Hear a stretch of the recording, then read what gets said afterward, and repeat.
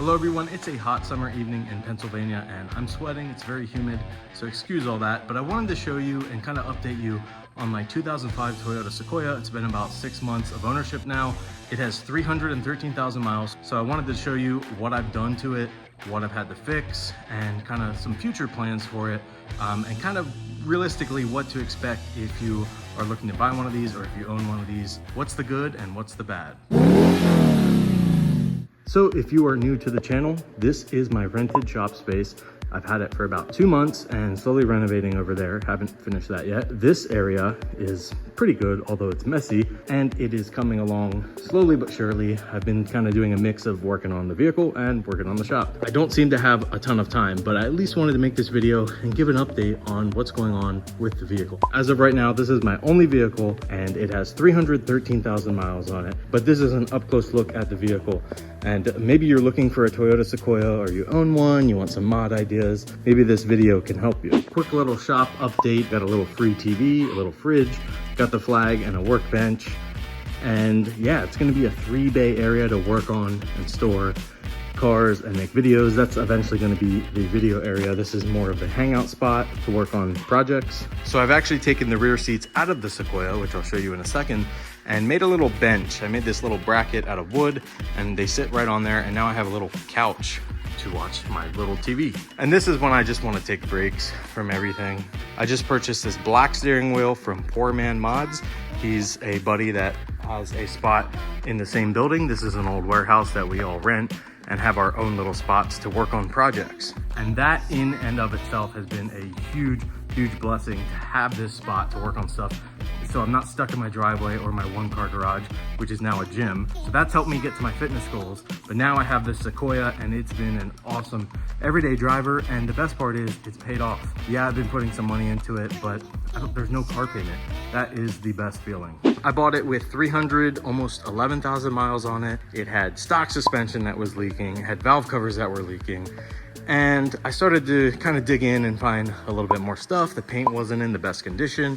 The headlights were all hazy and yellow, and no matter what I did to them, they just really didn't get better. I tried a few different types of headlights, made a video on that. I changed the grille, added that, really updated the look, made it look a little more aggressive.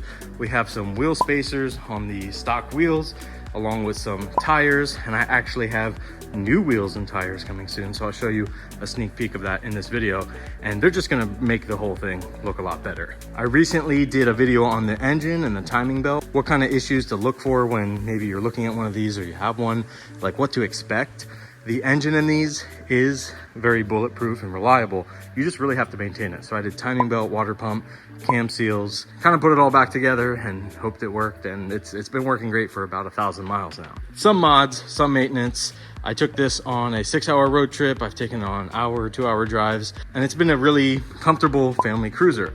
We only have one kid and she's about to turn 1. So it's not like we need a ton of space, but this has been really nice to have. For example, July 4th just passed, and for the holiday, we went to the lake and we could fit all of our stuff in the back without occupying the front seats. And it all fit in there perfectly. And also back in April, we took a trip and this was filled with my electric scooter, a huge stroller, a pack and play, all kinds of stuff. And it's just awesome how much it fits. On that trip, it averaged about 17 to 18 miles per gallon. Around town, I really only get 15, but I can't complain because it's pretty much a truck. And the best part about being a truck is that it can tow. It has a nice frame. This frame's actually in really good condition. So, you know, you can have those heavier loads. I don't do anything too crazy, but in this little renovation area, I picked up 6 of these 4x8 sheets, and they slid right in with the second row folded down and the back seats out because I just never have them in there. I don't need all that seating. It just fit perfectly. I rolled the rear window down and they only stuck out a little bit, so it's just perfect hauler for that kind of stuff. Now, this vehicle in particular, the bad was, you know, it's an old vehicle. It's 18 years old. This is a 2005, so it does have the VVTi, which is a little bit more horsepower, but also makes it a little more complex when you're working on engine stuff like I was doing. But anyway, this bumper is very faded. It's definitely been hit. Not a huge deal. It makes me look like an incompetent driver, which I am not. And that kind of sucks. So that's something that could be repaired. Paint has lots of little scratches, swirls, little dents and dings. I mean, it's to be expected on an 18-year-old family vehicle, especially if it wasn't owned by an enthusiast and wasn't cared for with the paint all these years. So over time, I will be addressing that. These running boards, super faded as well. Honestly, just want to take them off because it just looks so much better with them off. So I did new suspension. I did Bilstein 5100s in the front, the adjustable ones, and the back. And what it did, it really gave it like a 1.5 inch lift in the front and leveled out the back. So it's not really a lift. Maybe you can call it a 1 inch lift, but it is new suspension with better height. So I can fit a 265/70 tire up here easily, no rubbing.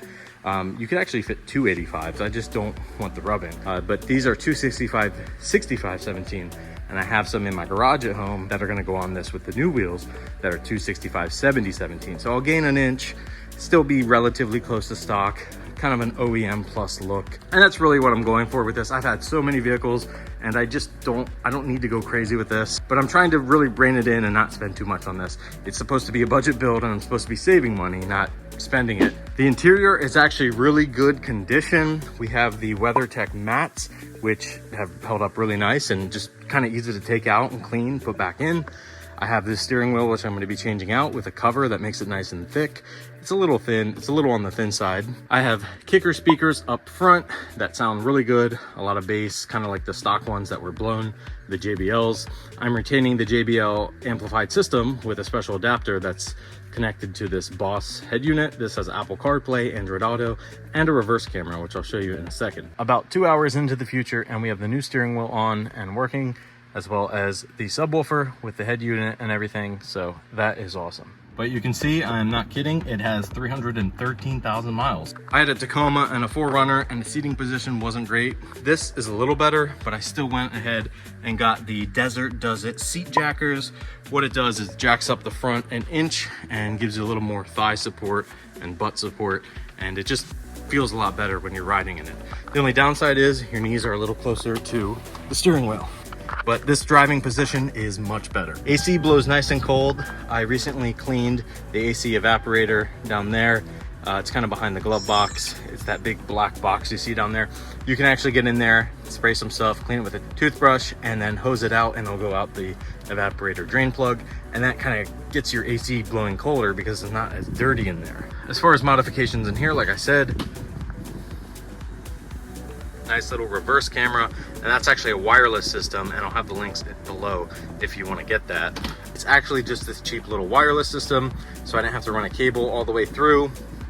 And sometimes there's interference, but for the most part it works pretty good. I have a dash cam, which I've done a video on, and that's about it. I have the stereo, the dash cam, that's all I really need. I'd like to get a light bar, but we will see. It's one of those like wants and not needs. Here's the back seat, nothing special. I have the car seat out right now. Seats are in pretty good condition. Also the WeatherTech back here, the mats. I don't love the tan interior. I wish these came with a black interior. I do have LED bulbs in all of the lights, so they work pretty good. Here's a quick little sneak peek at the new wheels I got. I just threw them back here. I'll go non-wide angle just so you can kind of really get a feel for the space. I want to say this is like at least 4 feet by 4 feet, maybe more. And with the seats folded down, it's just about 8 feet. So I needed new tires. These are a little noisy. They were just used tires. So I figured, let me just invest the money now and get to enjoy it all summer with new wheels and new tires. I went with the 𝗙𝗢𝗟𝗟𝗢𝗪 AT2s because they're very affordable and had really good reviews. Yes, they're made in China, but half the stuff is the same. I looked at Method wheels, those were made in China. So you know what? I just went with these 969 wheels. They are a carbon gray. They just look awesome. They have a -10 offset, which should be perfect, nice and flush. So I won't have to use the spacers, which I don't love spacers. These have worked really well. I've had no issues, but it'd be nice not to run them just for simplicity's sake. And just one less thing to kind of worry about. And here are the new wheels. They're 17 by 8.5. And they're going to be going 265/70 on them, so it should be just about the right spec. And man, the sweating just keeps getting worse out here. But this vehicle, I bought it, one of the biggest reasons I bought it is because the frame is very clean. It was coated by Toyota in 2016. It's pure black. I hit it a bunch of places. It's not rusted. I was actually very surprised. So you know, putting the money into the suspension and the timing belt and the spark plugs, which I also did, water pump, cam seals. There was a lot of little maintenance it needed being this mileage, but now that I've done it, it runs really, really nice. I got it for $3,900. I probably have about 3,000 into it. So say 7,000 bucks for how this is set up is super nice. I mean, you can get a stock one with a little less mileage for 7,000, but you're still gonna need to do all the maintenance and then of course all the mods. My thing is I always do the maintenance while I'm doing the mod. So instead of just getting regular suspension, I went and got upgraded suspension, and then I got an ASIN timing belt kit so that it was actual Toyota quality parts on there. And then I didn't want to spend too much on the head unit, so I went with the Boss. Actually works really well, and the reverse camera.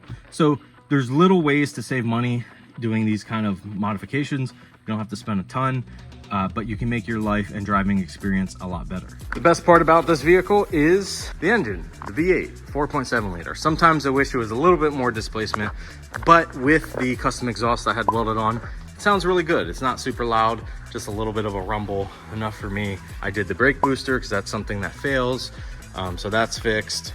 I mean, I've done so many little things to this, I almost forget half the time. This wire's not run very great. I need to redo that. I know it's not proper, but that's just for the Raptor lights, and you know, if they stop working, I don't really care that much.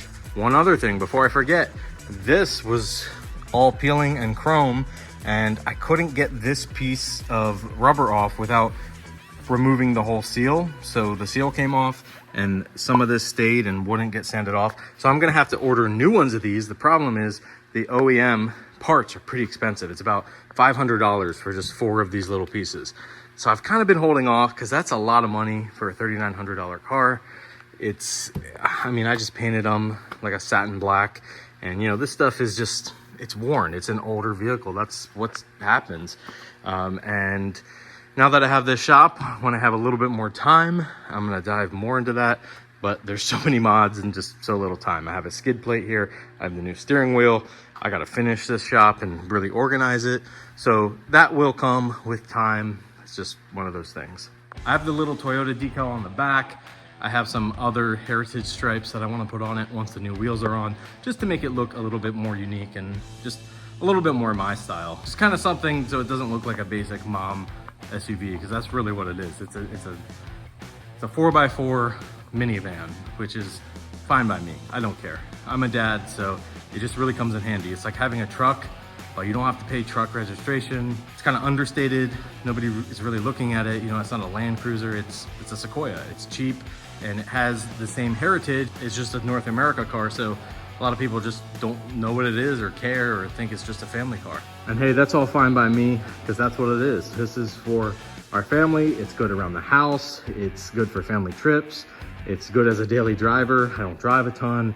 Now, if you're commuting to work an hour or every day like I used to do, that's probably not the best vehicle, just for gas mileage. But other than that, this has been great. I thought about selling or trading this for a Tundra, or I was even looking at LX 570s, and I was like, you know what? This is the best price point for the size, the features. It still has leather seats. It's got a good enough engine. It's got a good drivetrain. 4-wheel drive works, 4-low works. I took it on some trails. It did fine. Like it does everything for a high mileage older Toyota. I can't really ask that much of it. And this is the cheapest, best 4x4 I'm gonna get in this market, especially with this size and everything else. So with that being said, leave a comment down below. What do you think of the 2001 to 2007 Sequoia? Specifically 2005 and above. I mean, that's what this is, the VVTi ones. I think they're a great bargain if you don't mind doing the maintenance. The timing belt is kind of something that a lot of people shy away from, and I totally get why. It took me a while to get that done, especially by myself here, working late nights after work and everything. It wasn't a fun process. Or if you go to a dealer, they can charge you upwards of $2,000, most around $1,000 to $1,500. It's just a lot of labor, and it's just one of those things, like, you don't want to have to do it, but it's just something you need to do because it's maintenance. So if you don't mind the maintenance and you're looking for an older 4x4, I think the Sequoia is great. You need the extra room, maybe you want the 3rd row, maybe you want to get a truck without actually buying a truck, because you know, the Tundras are hard to find, and people really like to mark them up. They ask for a premium because it's a truck. But this is the same thing, just in an SUV body. And that's why they're kind of underrated and overlooked. And that's what I like about it. So let me know what you think of my 2005 Sequoia, or maybe you have some wisdom or things you can share about yours in the comments. I want to do some more videos on this. There's a ton more coming. Just got to find the time. So if you've enjoyed this, definitely give it a thumbs up. Hit that subscribe button to follow along with the channel. I want to say thank you for watching, and as always, keep those wheels turning. So long, farewell.